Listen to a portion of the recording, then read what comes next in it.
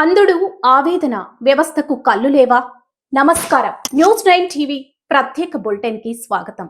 ఈ రోజు మనం ఒక వ్యక్తి కన్నీటి గాథ గురించి కాదు, ఒక వ్యవస్థాకృత అన్యాయం గురించి మాట్లాడుకోబోతున్నాం. కళ్ళున్న వారికే లోకం కనిపిస్తుంది అనుకున్నాం, కానీ కళ్ళు లేని వాడి కష్టాన్ని చూసే కళ్ళు ఈ ప్రభుత్వానికి అధికారులకు లేవా? నిర్మల్ జిల్లా కోట్ల గ్రామానికి చెందిన కాసారం రాజేశ్వర్ 100% అంధత్వం.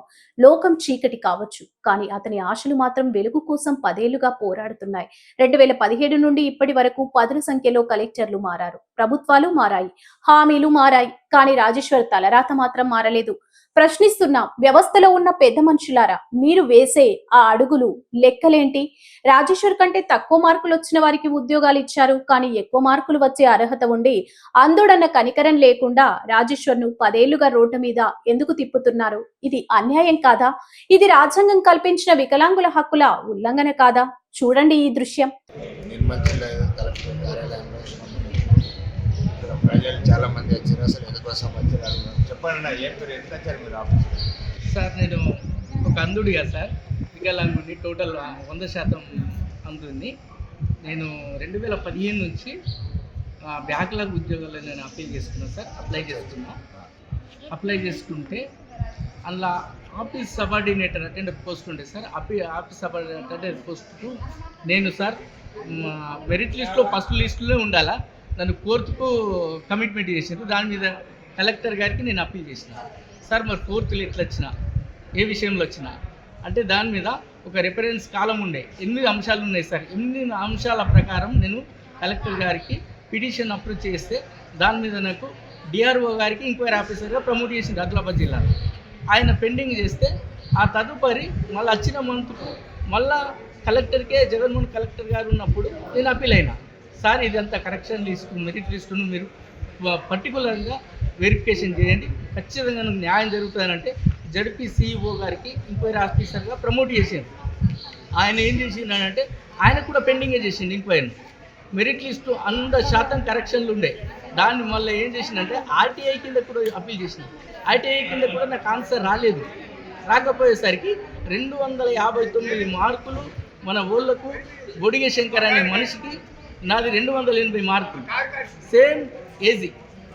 ఆయనకు 7th అడిగిండు, 7th to 10th. అంటే దాంట్లో అడిగిన కాలం ఏంటిదంటే చదవడం రాయడం వచ్చి ఉండాలని చెప్పేసి దాంట్లో మెన్షన్ చేసింది.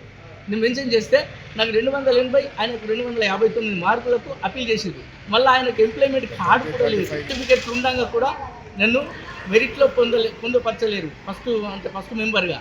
అది దాన్ని ఏం చేసిరంటే నేను ఇట్లా కంటిన్యూ అయ్యేసరికి నన్ను సరోజిని హాస్పిటల్కు లెటర్ ఇచ్చి పంపించారు మెడికల్ ఎంక్వైరీ కోసం, వెరిఫికేషన్ కోసం. అక్కడ నాకు 100% హైదరాబాద్.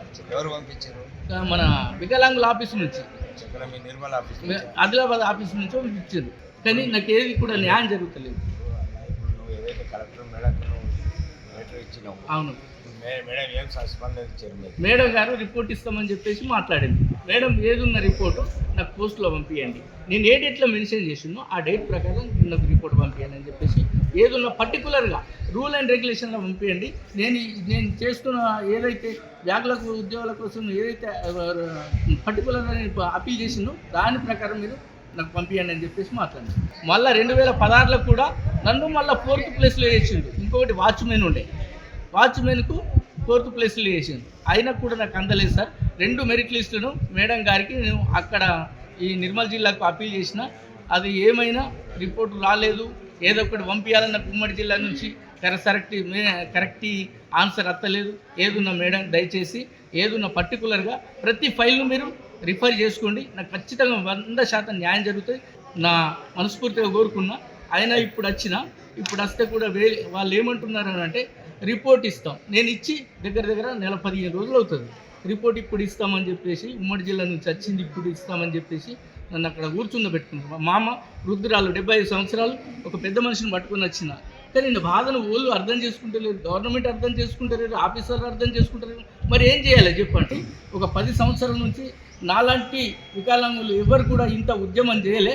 లాస్ట్కు మరి చేయని ఎడల నేను మరి నా పరిస్థితి ఏంటిదో నేను ఎక్కడైనా విన్నవించుకుంటా, లేదంటే ఇక లాస్ట్కు సూసైడ్ కూడా హైదరాబాద్లో నేను ప్రగతి భవన్లో కూడా నేను చేసుకునడానికి సిద్ధంగా ఉన్నా.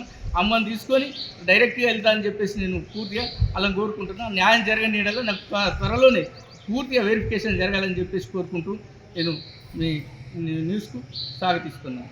నిర్మల్ జిల్లాలో కౌట్ల మండలం, సరంపూర్ మండలం కౌట్ల గ్రామం నుంచి ఈరోజు నిర్మల్ కలెక్టర్ కార్యాలయానికి చేరుకున్నాడు ఆశారాం రాజేశ్వర్ అని చెప్పేసి. నా బాగా ఏంటంటే ఈయన ఫస్ట్ మెరిట్లో ఉన్నారు, నంబర్ 1 మెరిట్లో ఉన్నా కూడా ఈయనకి ఎటువంటి స్పందన లేదు. ఈయన జాబ్లో కూడా ఎక్కడ స్పందన లేదు. 4th క్లాస్ ఉండాలని కూడా స్పందించారు, జాబ్ ఇచ్చారు. కానీ నంబర్ 1 ఉన్నా కూడా జాబ్ ఇస్తలేడు అని చెప్పేసి ఈయన ప్రాబ్లం ఇది. ఇప్పటికైనా ప్రభుత్వం మాత్రం ఎన్క్వైరీ అని చెప్పేసి ఆశిస్తుంది. తనకు కళ్ళు లేవు కాబట్టి 75 ఏళ్ల వయసున్న తన ముసలి తల్లిని తోడుగా తీసుకుని ఆఫీసుల చుట్టూ తిరుగుతున్నాడు. ఆ తల్లి ఆవేదన మీకు వినిపించడం లేదా? కొడుక్కు ఒక దారి దొరకకపోతే ప్రశాంతంగా కన్ను ముద్దామనుకునే ఆ తల్లి కన్నీటిని ఏ అధికారి తోడుస్తారు?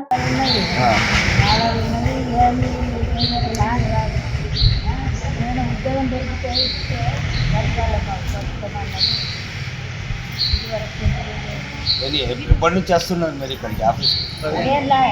10 సంవత్సరాలు.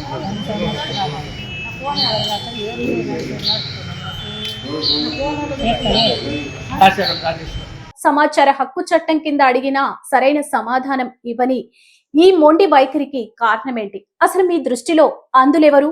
కళ్ళుండి కూడా ఒక నిరుపేద వికలాంగుడికి జరుగుతున్న అన్యాయాన్ని చూడలేకపోతున్న మీరా, లేక కళ్ళు లేకపోయినా తన హక్కు కోసం 10 ఏళ్లుగా పోరాడుతున్న రాజేశ్వర? సమాజం ఎటుపోతుంది? మీరు పంపిణీ చేసే పథకాలు, మీరిచ్చే హామీలు రాజేశ్వర్ లాంటి అర్హులకు అందనప్పుడు ఆ కుర్చీలో కూర్చొని ఏం చేస్తున్నారు? రాజేశ్వర్ ఈ రోజు ఒక హెచ్చరిక చేస్తున్నాడు. తనకు న్యాయం జరగకపోతే ప్రజాభవన్ ముందు ప్రాణ త్యాగానికి సిద్ధం అంటున్నాడు. ఒక వికలాంగుడు ఆత్మహత్య చేసుకునే వరకు పరిస్థితిని తీసుకెళ్తారా? ఇప్పటికైనా జిల్లా కలెక్టర్, స్థానిక నాయకులు, సంబంధిత శాఖ అధికారులు స్పందించాలి. రాజేశ్వర్ కి జరిగిన అన్యాయాన్ని సరిదిద్దాలి. News9 తరపున మేము డిమాండ్ చేస్తున్నాం. అర్హత ఉన్న రాజేశ్వర్ కి తక్షణమే ఉద్యోగం కల్పించి ఆ కుటుంబానికి భరోసా ఇవ్వాలి. లేదంటే కళ్ళు ఉండి కూడా నిద్రపోతున్న ఈ వ్యవస్థను నిలదీస్తూనే ఉంటాం. Reporting Shaikh Mukhtar Ali, News9 TV Telugu, Mudhol నియోజకవర్గం.